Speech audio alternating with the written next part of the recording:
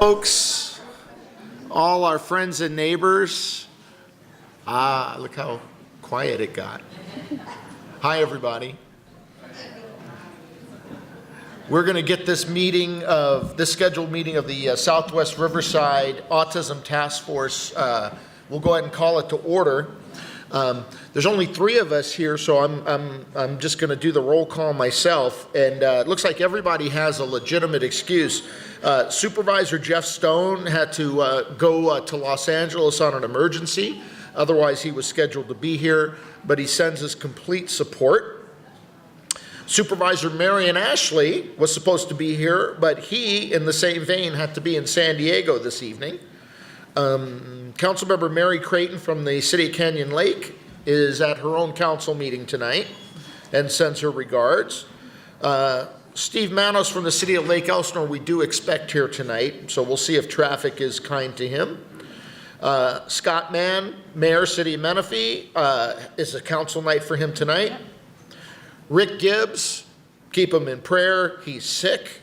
Okay, Rita Rogers, keep her in prayer. She just had arm surgery and she's recovering well, but she's having a hard go of it.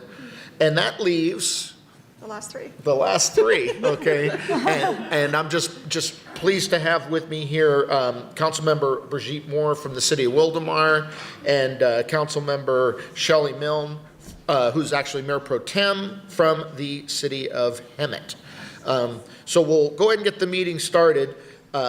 Are there any public comments? And that's comments on something that's not on the agenda. Anybody have any item they want to talk about that's not on the agenda? Okay, I don't see anybody doing that. So we'll go ahead and we'll move to the committee business, which is a welcome. And I just want to thank everybody for being here. And I also want to thank the Autism Task Force.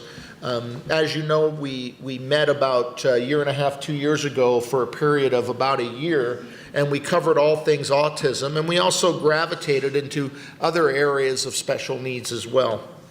And I think we did good work. We're going to talk about some of that work that we've accomplished over that period of time in our respective cities, and also bring everybody up to date as to what's going on. For the time being, why don't we move to item number 2, April's Autism Awareness Month, Lighted Up Blue campaign. And I'd like to call our first speaker as Mark Anselmo from the R. Nicholas Foundation. Mark, are you here?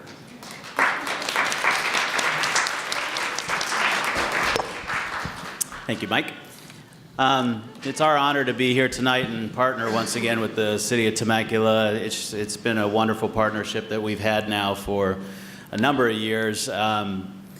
We have many friends and partners throughout the country that constantly email us when they see our posts on Facebook or our tweets, because we're socially advanced now. And they just say, wow, what a great city. You are so lucky to be part of Temecula. And seeing the Autism Task Force that was created and the kind people that have donated their time to be part of that and explore opportunities in their own cities is just dominoing this effect that Temecula has had on the autism community. When Nicholas was diagnosed now 10 years ago, we were lost and alone. Kath and I had no clue where to go, where to turn. It wasn't the buzzword that it is today. And, it was a struggle. And, every day is an adventure.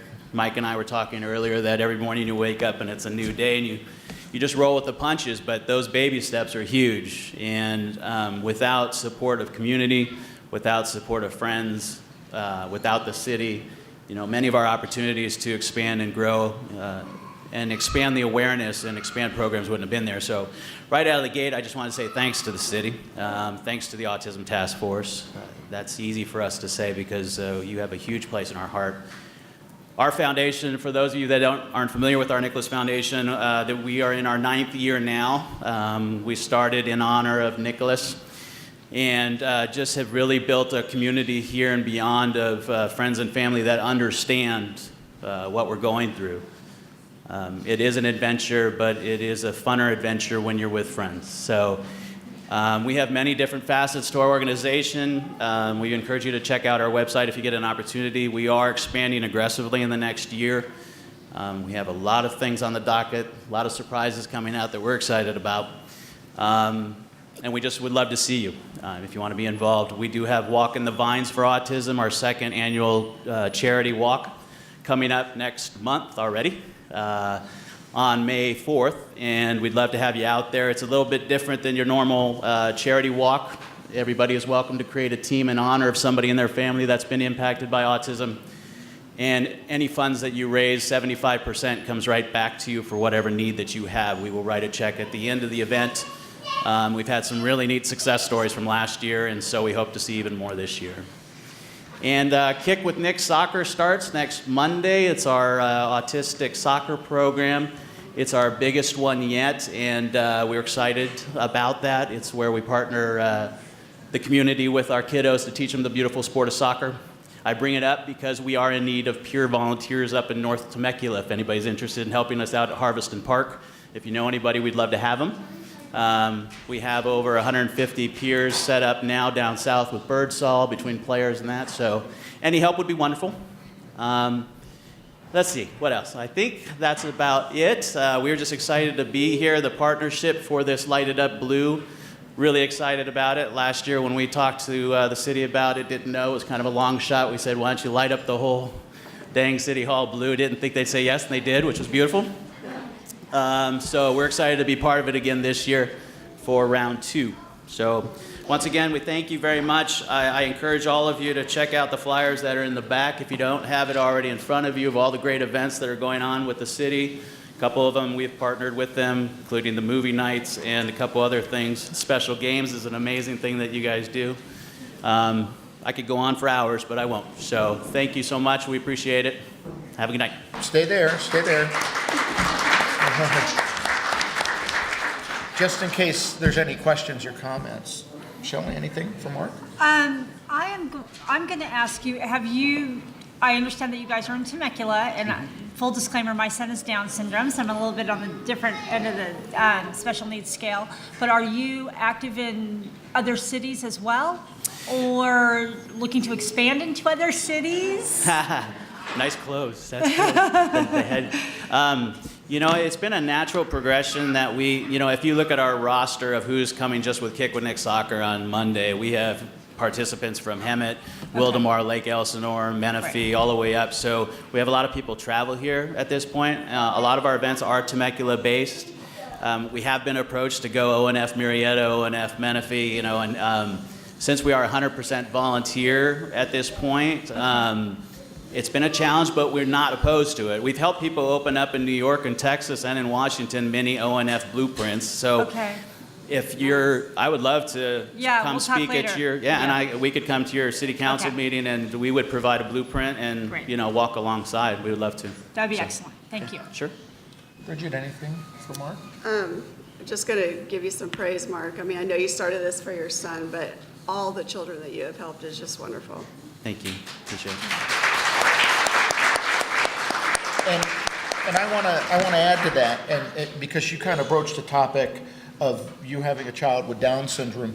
It is just with what our Nicholas has done and what this task force has done has opened our eyes to all things special needs, and that has just been fantastic. So thank you to both of you, and thank you as well. You're welcome. Thank you. And then one last thing, last year when we did Light It Up Blue, we all were outside, and we did this countdown, and we flipped the switch, and nothing was blue, because it wasn't dark enough. So we decided to plan it, The lights are on right now, so occasionally look out there, and as it gets darker, the building's going to turn blue. So I just want to let everybody know that.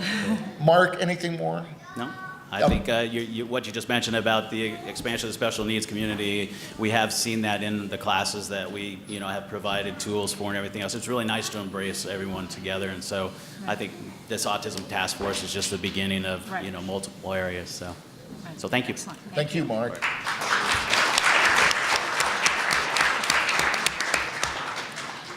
Now I see that our Temecula's Mayor Marianne Edwards has come into the chambers, and I know she'd like to say a few words. Marianne? All right. Put on the spot. Yeah. Marianne is a a staunch advocate of the special needs community, Mary Ann, so it's good to have you here tonight. Well, I am, and I'm going to say something a little bit different. I think I may surprise you, but thank you to everyone who's thanking Temecula, but I want to thank all of you because I want to thank you for a couple of reasons. Number one, because you're here, and we never used to see you very much. I think you used to kind of stay close to home because you felt like you didn't have a place to go, and it was a lot more difficult for you to go out into the community. So I think it's great to see you out in the community, and I think it's good for our kids to see you and your kids out in the community. It's really great to see everybody out in mainstream and functioning as a whole community should function. And I think we have former Mayor Mike Nagar to thank for that because he really brought the light to this community. You are thriving, very busy, and I see you with your kids, and oh my gosh, you're so busy. I don't know how you do it and how you keep up, but you have my admiration of someone who had 3 children under the age of 4. I know what it's like to have a busy household, but oh my goodness, I see you, and you have busy households. So my hats are off to you parents for doing everything that you do. You play a vital role in this community, and you add that piece to making Temecula what it is today. And don't feel like that you have to hide your light under a bushel. Be out, be among us, and show us what it's like to be great parents and what a special needs family is all about, because that's the only way that other parents and children are going to learn. And we need to know that. So, and thank you to Mayor Mike Nagar for bringing this out. I think a lot of these families would still be at home if it hadn't all been made possible by you and for putting together this task force. So it's just an amazing thing. And now I think a lot of other cities across the country are going to be Temeculizing their special needs populations just the way that we have. And I think it's a wonderful thing. So thank you, everyone, for coming. And thank you, Mike. And thank you, Special Needs Task Force. Thank you, Mayor. Thank you, Mayor Edwards. Did you guys want to say anything to Mayor Edwards? Hi, Mayor. Just hi. Okay, all right. All righty. We'll go to item 3 on our agenda. City of Temecula Special Needs Event. Yvette Martinez, Inclusion Services Specialist. Thank you. Good evening, members of the Autism Task Force and members of the community. I'm so glad to see all of you here this evening. My name is Yvette Martinez. I'm the City of Temecula's Inclusion Services Specialist, and I'm here with Candace Atkinson-Floor, Recreation Supervisor and Coordinator for the High Hopes. And we're here just to briefly go over some of our exciting upcoming programs and services that we have for the month of April. And many of our programs we do throughout the year, really, so. I'd first like to start by sharing with you the increase in the autism rates.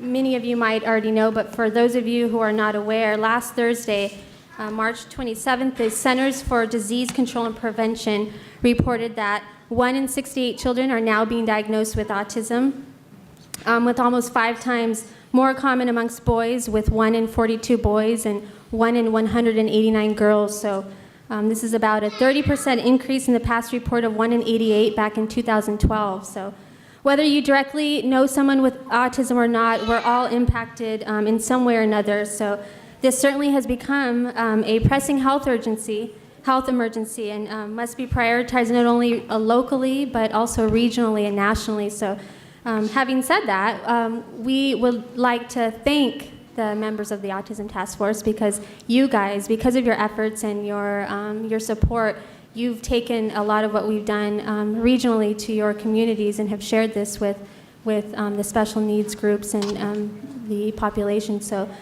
you have been very instrumental in what we've done here at the City of Temecula. So I'd just like to take a moment and say thank you for all of your efforts. Thanks.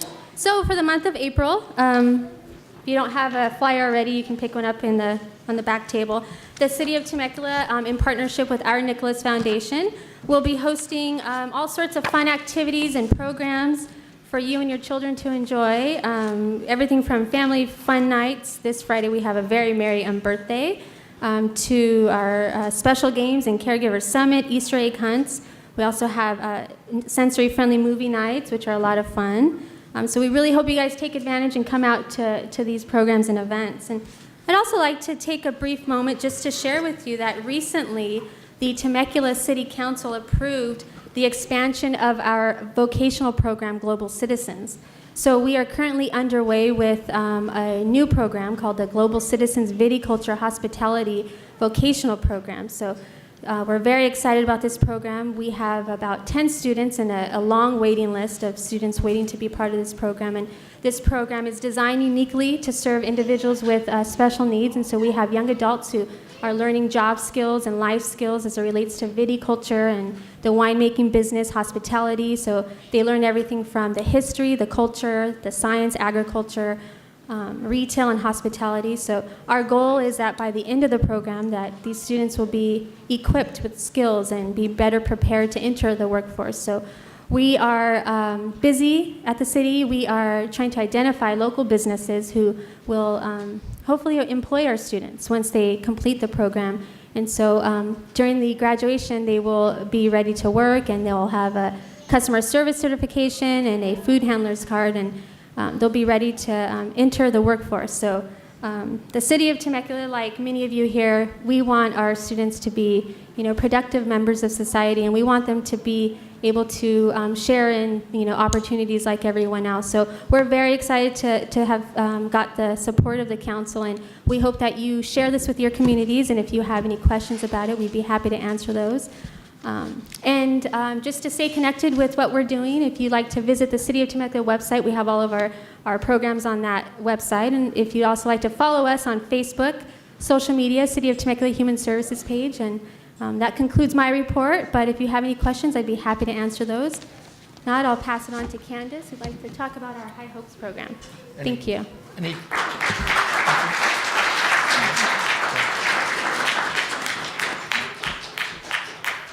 Good evening. Thank you for having me here. I'm Candace Atkinson-Fleur. I'm a recreation supervisor with the City of Temecula. And I've also been very privileged to oversee the High Hopes program. And I'd like to say it's a special needs adults program for ages 18 and above. It's a social recreation program that meets at the Mary Phillips Senior Center the first and third Fridays of the month. And this year we're celebrating our 15th anniversary for programs and activities. And we have over 250 participants in our program, which we're very, very proud of. We do a lot of programs, and actually have flyers up here about some of the programs that we provide. We've added additional classes for special needs in choir, dance, chorus, arts and crafts, and photography. And we're going to be presenting that we have an annual showcase, which is coming up at the theater on May 9th. And it's a free show with special needs adults for the High Hopes program, and you're all welcome to come. Also in June, on June 13th, we're having Meet the Artist. Our artists from our visual arts program, which we just started, will be presenting all of their artwork to the city at the Merc at the theaters. So if you would like to come, we're going to have Meet the Artist from 5:30 to 7 p.m. on Friday, June the 13th. We'd like you to come and see some of the artwork that we've been to have with our classes. Also, I'd like to mention, as well, Yvette mentioned before, that we have our Temecula Special Games coming up. And in conjunction with the games this year, this is our 6th annual Temecula Special Games, and we're having a Caregiver Summit. In conjunction with the games, for the first time, we will be hosting a free Caregiver Summit, which will recognize the efforts of all caregivers, providing a day of resource information and special treatment. We'll be having a guest speaker. We'll be giving out some information, and we just want to show your appreciation for all that you do working with special needs and autism. I also have some other information if you'd like to hear anything else or getting more information about the High Hopes program. I did bring some city brochures so that it has our programs in it. And I do have the applications for the special games if anyone's interested. And that's all I have. Anybody have any questions? A couple of questions. For the special games, are we limiting that just to Temecula residents? Good question. No, it's not. Okay, so to the degree that you folks want to, bring them out, and that's covering the whole spectrum of special needs, correct? Yes.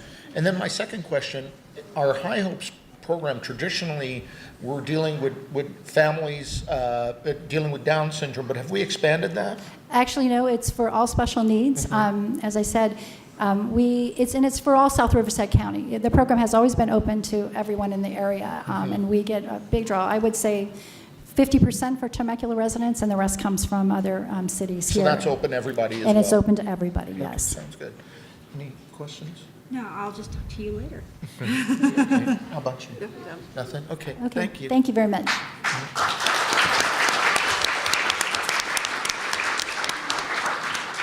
So I'm going to speak a little bit of item 3 on our agenda. City of, let's see, item 4, update on autism issues, including Disneyland's Disability Access Service Card. And I think everybody here probably is really interested in that. How many people here love going to Disneyland?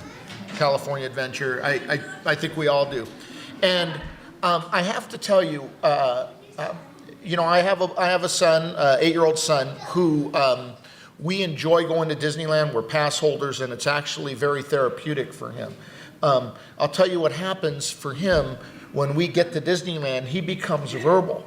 He starts telling us what he wants to do, and he knows the layout of the whole place. He tells us what rides he wants to go on, and he literally can make his way around that whole park because he's memorized it.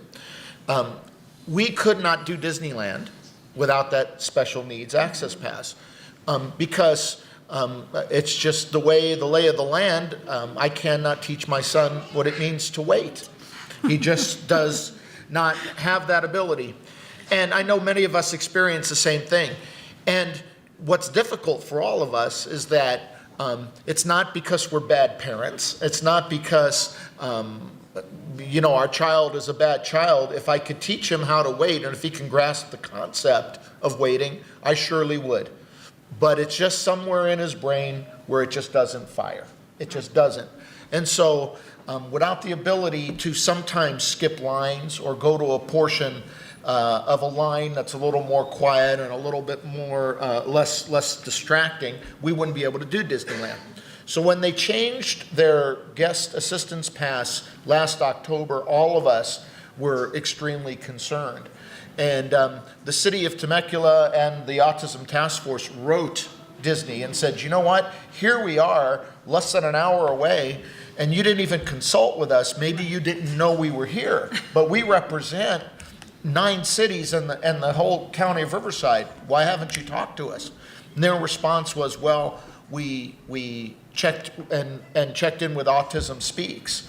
And we actually took Disney to task. We said, well, good that you talked to Autism Speaks, but you really didn't cover the waiting issue and the ability or the inability to some kids to wait. And that's essential, okay? So much to their credit, they actually sat down with us. They sent 4 representatives.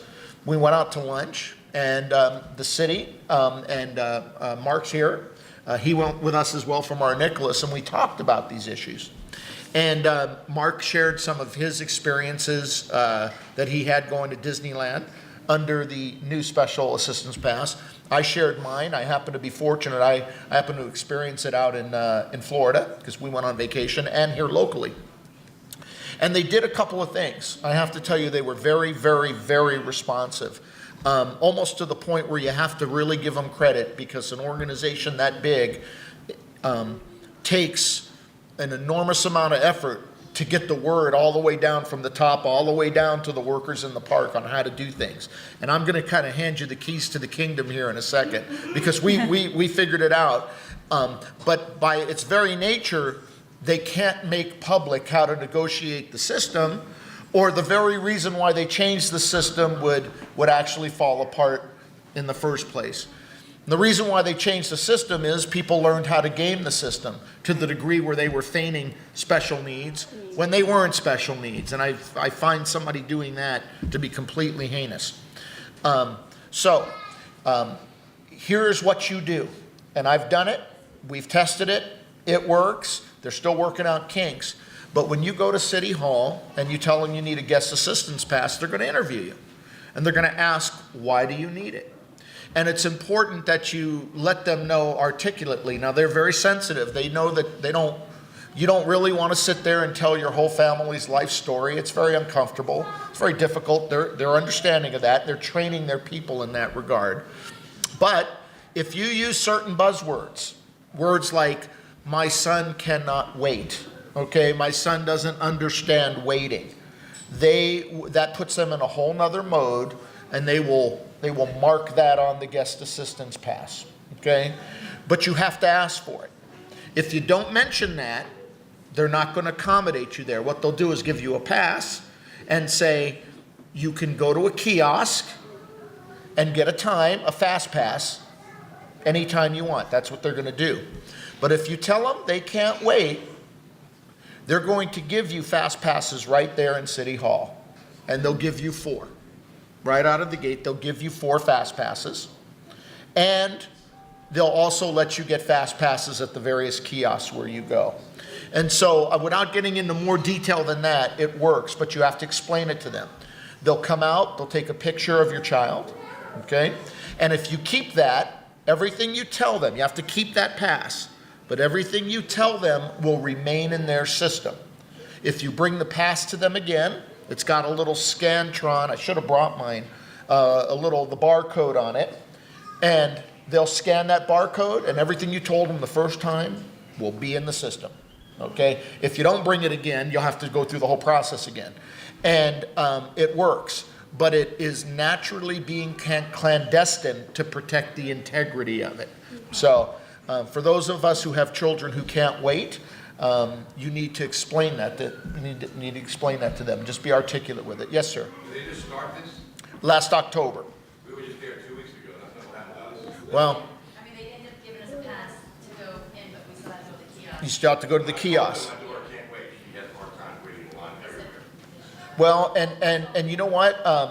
I'll tell you, we have a direct line to the PR folks at Disney. They have told us, you have a problem, you let us know, we need to know. And so you can email me or any member of this task force or Betsy Lowry, and we'll get it in their hands. You know what? They really do want to help. Let me tell you, and we have put it to the test, and it's worked. And least you think I go in there and say, hey, I'm a council member in Temecula. I do not do that. So I've put it to the test in truth. Sometimes you have to be a little pushy, or the cast member there may not understand, okay? But I'm telling you, this is their program. So if you say, I understand there's a program available if my son or daughter can't wait, okay? And if they say no, ask to see a supervisor, because that program is in place, okay? They're just not advertising it for that reason. And you'll walk out of there with 4 fast passes, okay? And they're also instructed to set up your first ride. So they'll sign you up on your first ride, which is another fast pass in a sense. And that pretty much should get you going. All 4 fast passes, really 5, should get you where you need to go. And if you need more, you just show the card at the kiosk and they'll sign you up for that as well. They also said that in the event you need it, the cast members in the line queues are able to make the decision on the fly as well. But like anything, sometimes you got knucklehead cast members who just don't understand, or who are not educated, or weren't listening that day, when they went to the in-service training. So, but they did go out of their way to work it out. They've also provided us, and will provide to you, a guide that they prepared with the new program. However, what I just told you is not in here, for all the reasons why you can understand. But you just need to be able to tell them, hey, listen, my son or daughter has a problem with waiting, and does not understand waiting, and they're very up on that. Okay, and which is amazing to me, because I can't understand why they didn't discuss that with Autism Speaks, because that's probably one of the chief issues we all deal with when it comes to dealing with autism and special needs. So there's that. I'm not going to read this all because it's rather lengthy, but City of Temecula and the Autism Task Force has prepared a nice proclamation to give to the Disney company. They have 3,000 employees that work at this park, just in the parks alone. So getting it to trickle down in a way that's customer friendly is a monumental task, but they're working on it. So that's my update on Disney. Did anybody have any questions? Yes, sir. We experienced something very similar. We've had annual pass for 10 years, and when the new system went into effect, and I contacted Disney on our own and was able to set up basically the additional fast passes department. And that was through a phone number and an email to Disney, guest relations. So when you actually go to the park, you go to town hall, in either park, you give them the information which has already been put into the system, and it makes a world of difference. Because we know when we walk up to a counter and our son's pulling on us because he wants to go on Space Mountain and doesn't understand why he has to go stand in the 2-hour line town hall first, it just helps to have that set up. They pull it up, and you don't have to go through as much of a spiel as what you would have to start it from scratch. Excellent. And if you are an annual pass holder, they will set it up in the system. It's called a magic number. You go in, you give them your magic number, they pull up your information, and it really helps to expedite things. Excellent. Thank you. And I think that magic number you're referencing, that's what they told me is on the card. So if you keep that or what have you, you don't have to go in there every day and say, I need a card because my son or daughter is X. Okay. Yeah, there you go. He's got them. That's it. That's it right there. Thanks for sharing that. Yeah. Any other comments or questions? And again, I would like to make a comment. How many of us parents, whenever they look at us and want to deny us, would like to say, here, take my child, go wait in the line for 10 minutes? I've said it too. Yeah, I don't want to do it. But I would like to say I was very concerned. We don't get to go as often. We don't have the luxury of passes because I have 6 children. I can't take out a second mortgage to go to Disneyland more than once every couple of years. But I was very, very concerned about this because that's the only way that we can go. And so thank you to everything that you did and everything that the task force did to ensuring that all of us could enjoy our time in Disneyland. Thank you very much. you bet. You bet.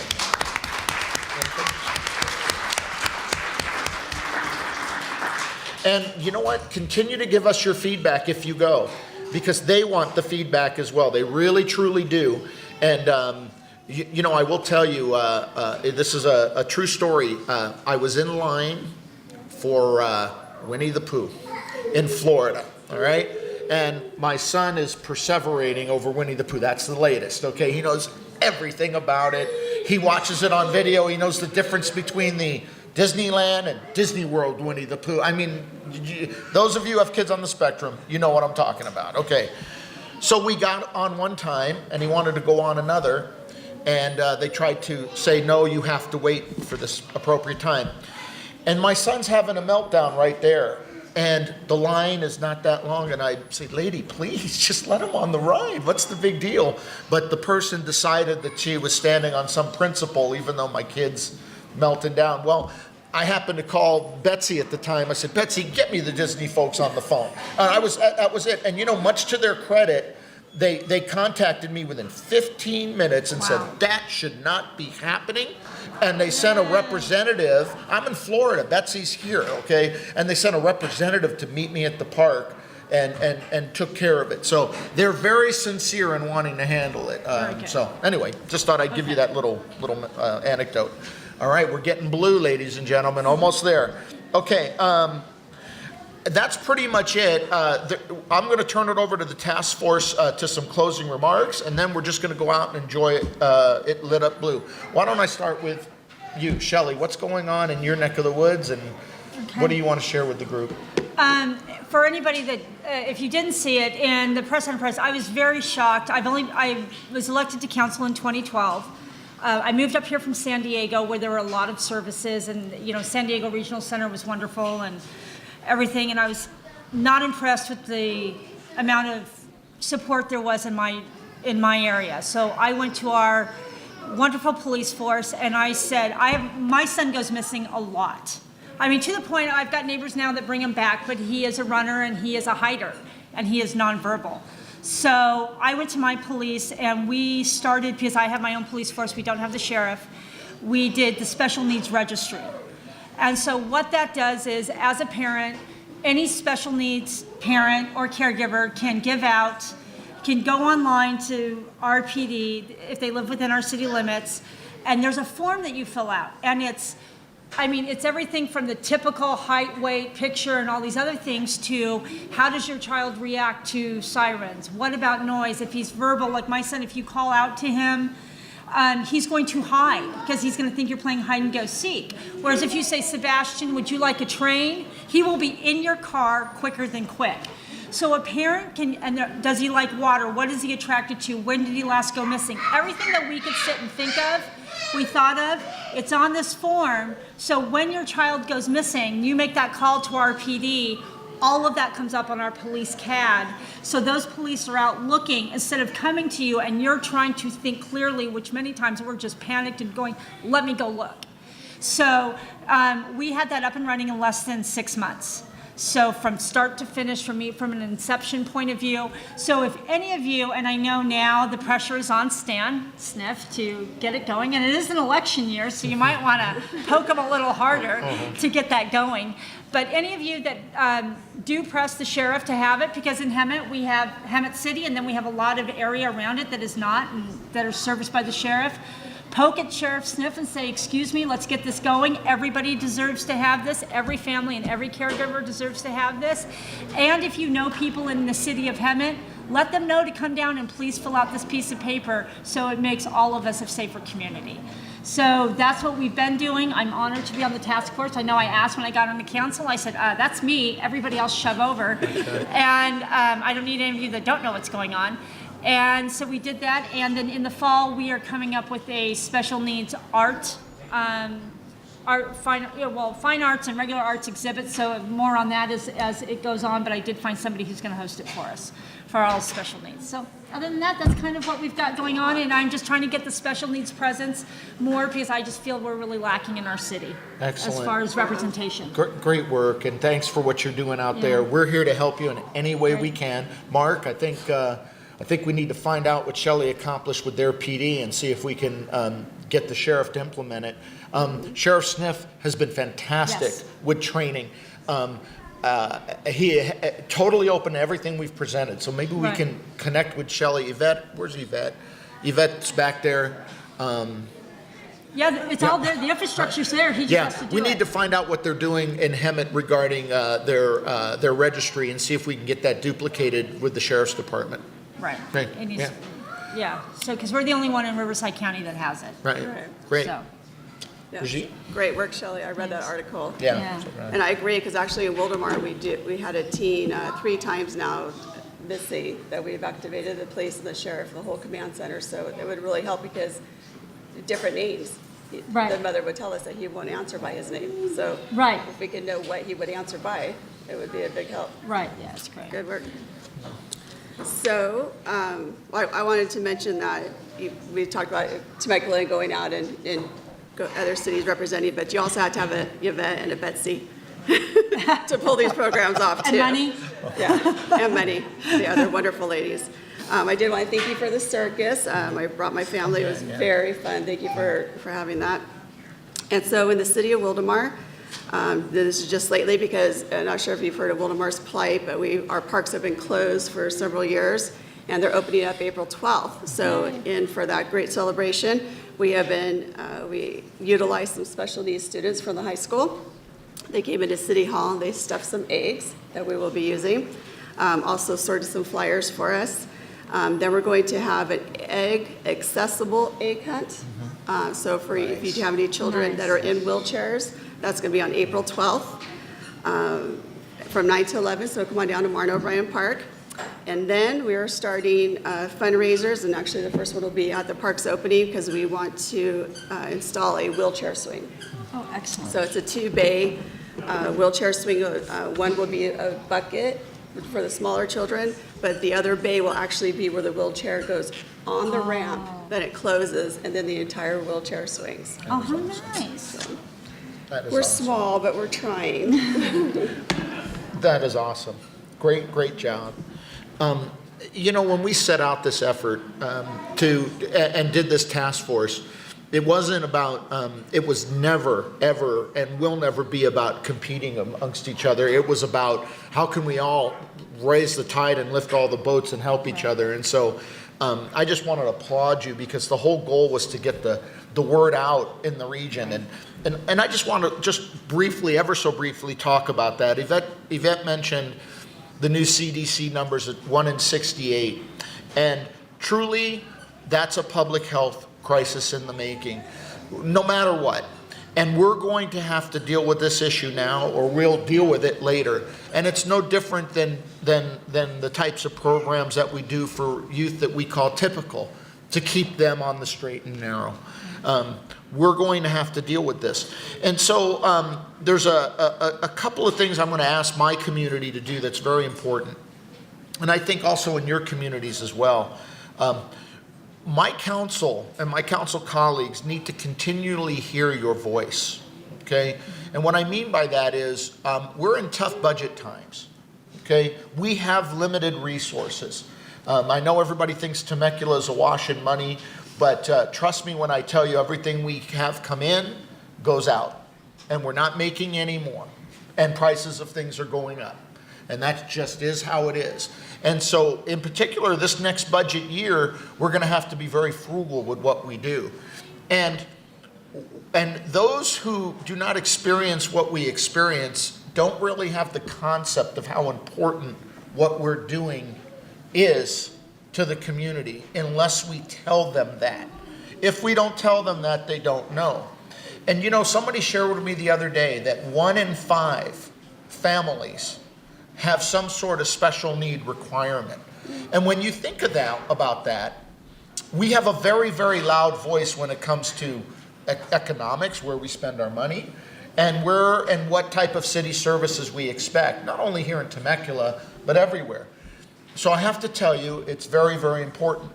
When we approved the viticulture program at I think it was 2 council meetings ago, one of the issues that we had to deal with is where are we going to get funding for it? It takes about $10,000 in staff time to do training for, I believe it's 10 weeks for 10 students, and putting those 10 students to work. Now for me, that's a no-brainer. For $1,000, we could train a student, give them a job, and give them a career. That's important because that student's going to wind up on the couch playing video games or getting drugs, or who knows what's going to happen, or become a burden on society and expect a paycheck and welfare. That's not our goal. So, but my council needs to know that's happening, that for that amount of money we can do that. If you don't speak up, they say, you know what, it's just a few people in town. Why are we spending all this money? So I can't emphasize that enough.